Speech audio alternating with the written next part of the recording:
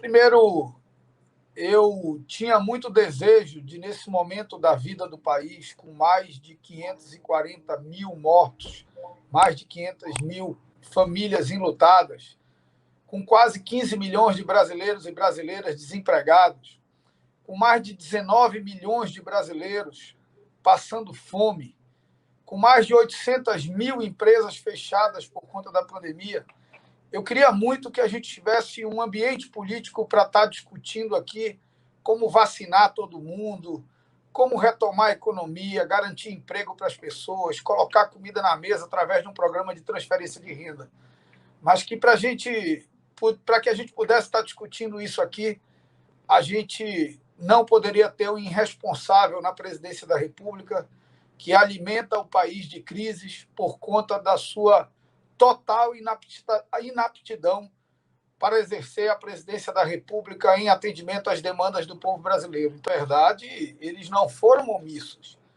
A base do governo foi ativa e é a única responsável pela inclusão dos 5,7 bilhões de fundo eleitoral. Esse é um debate, para mim, absolutamente inusitado. Eu, naquele dia, a pedido do Rodrigo Pacheco, na verdade, eu substituía o presidente do Congresso Nacional, o senador Rodrigo Pacheco, presidi a sessão da Câmara e do Senado, as duas etapas da sessão do Congresso Nacional, e é importante a gente entender didaticamente, através de fatos e não de julgamentos, o que aconteceu. O presidente Bolsonaro é de iniciativa exclusiva dele o envio da Lei de Diretrizes Orçamentárias. Ele enviou, e eu sou justo até com quem não é justo com ninguém, como ele. No texto dele, não tinha os 5,7 bilhões. Na véspera da reunião da Comissão Mista do Orçamento, que foi na quinta-feira, na quarta, houve uma reunião na casa do presidente da Câmara dos Deputados, deputado Arthur Lira, com a presença dos líderes do governo e com a presença de todos os líderes dos partidos da base do governo.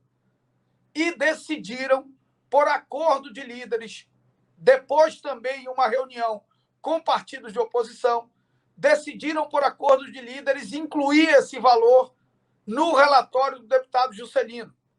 Eu não participei dessa reunião, eu soube dessa reunião pela imprensa. Na quinta de manhã, houve reunião da Comissão Mista do Orçamento. Eu também não participei dessa reunião, não sou membro da CMO. E nessa reunião, ficou pactuado que o relator incluiria no relatório dele os 5,7 bilhões. Os 5,7 bilhões foram, junto com a LDO, para plenário, onde eu presidi a sessão.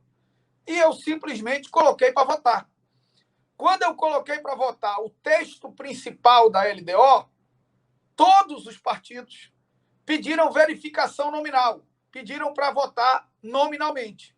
E eu deferi a verificação nominal, porque sou obrigado a deferir.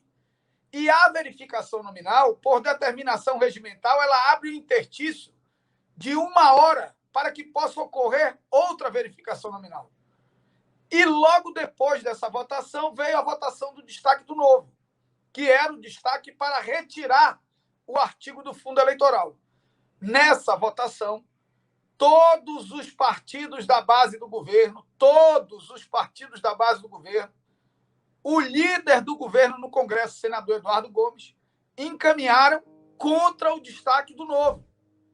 E no painel só encaminhou a favor do destaque do novo, PSOL, Podemos, Cidadania e Rede, que não totalizam nem 50 dos 513 deputados.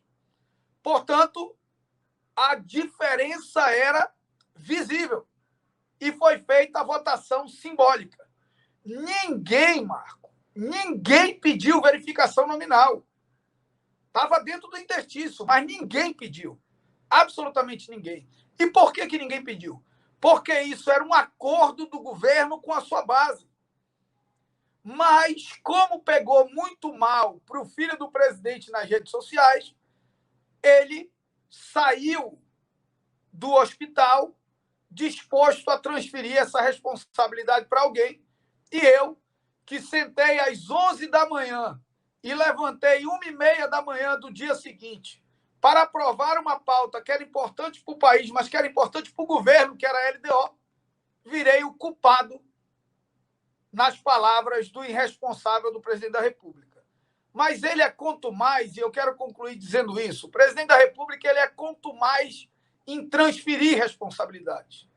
Ele não se acha responsável por ficar com o dinheiro dos funcionários do gabinete dele.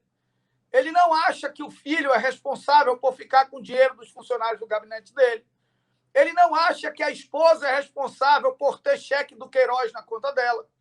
Ele não acha que o Pazuello é responsável por tentar roubar na compra de vacina.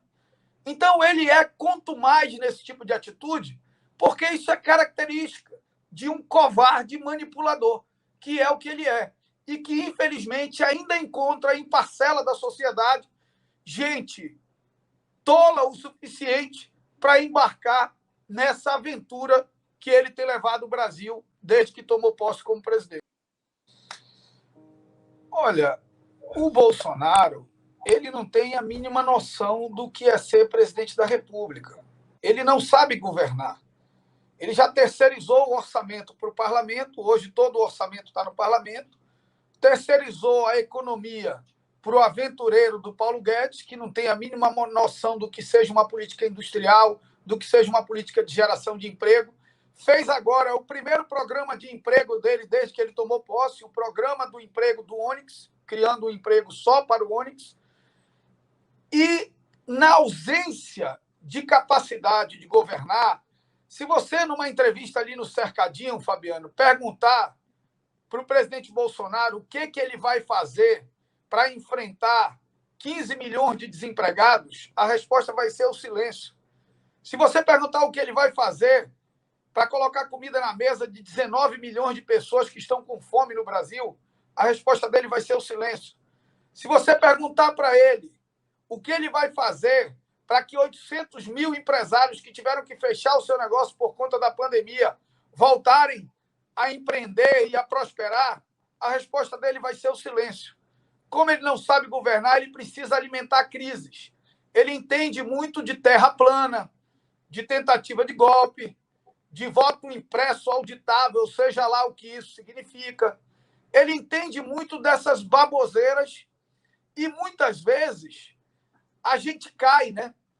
Porque a gente para de discutir com ele a incapacidade dele de garantir emprego, de colocar comida na mesa e vacina no braço do brasileiro. E a gente fica na pauta dele, julgando essa bobagem de voto impresso auditável, discutindo se a terra plana ou não é. Eu acho que seria um exagero dizer que o presidente Arthur Lira, pelo menos até aqui, que o presidente Arthur Lira vai permitir que o parlamento brasileiro seja capturado pelo governo Bolsonaro.